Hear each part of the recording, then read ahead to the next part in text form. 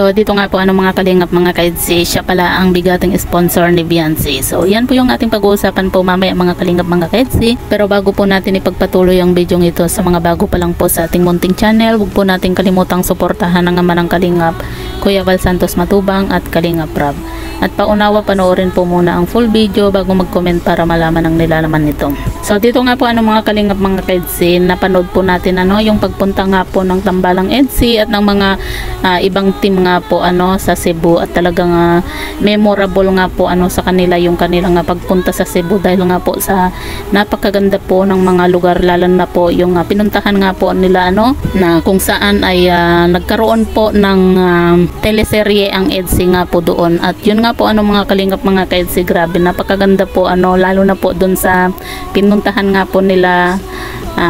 Kalingap Rab, kung saan napakaraming bulaklak na may kamay napakaganda pong puntahan, at talagang sabi nga po ni Beyonce mga kalingap ay bagay na bagay nga po sa mag-irog nga po yung lugar na iyon kung saan sila nag-shooting nga po ng kanilang tambalan. At yun nga po mga kalingap mga kaidsi, sa airport nga po ay hindi po aakalain ni Beyonce na mamimit po niya ang isa po sa bigating sponsor nga po niya na si Ma'am Ping Provido. Grabe mga kalingap, kung napanood po natin yung video nga po ni Dr. Love nga po mga kalingap, talagang napakasimple lang po talaga ni Ma'am Ping Provido nga po hindi mo aakalain po na mayaman itong si Ma'am Ping, dahil nga po napakasimpleng tao din po parang itong si Beyonce na kahit na umaangat na po siya ay talagang napakasimpleng bata pa rin po itong si Beyonce nga po napakaswerte ni Beyonce mga kalingap, kasi nga po may mga sponsor po siya talaga na talagang ang hangarin po ay talagang pagtulong nga po mga tahimik lang po mga kalingap,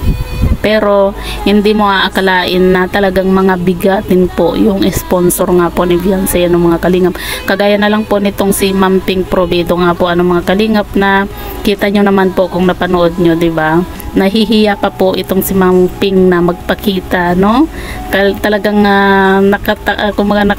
halos hindi po siya kita dahil nga po sa naka-hood po siya na jacket nga po mga kalingap. Ganun po kasimple at kahambol po yung mga sponsor nga po ni Beyonce mga kalingap. Kaya grabe, napakaswerte po ni Beyonce dahil nagkaroon po siya ng katulad ni Ma'am Ping, nila Sir Leo D na mga sponsor, at syempre ng iba pa po napakalaking tulong po na ibinibigay po nila dito kay Beyonce, lalo na po sa pabahay. So yan po mga kalingap, namit na nga po ni Beyonce nga po ito si Ma'am Ping Provido nga po sa airport. Sayang nga lang po dahil nga po sa alam po natin na itong si Sir Leo D ay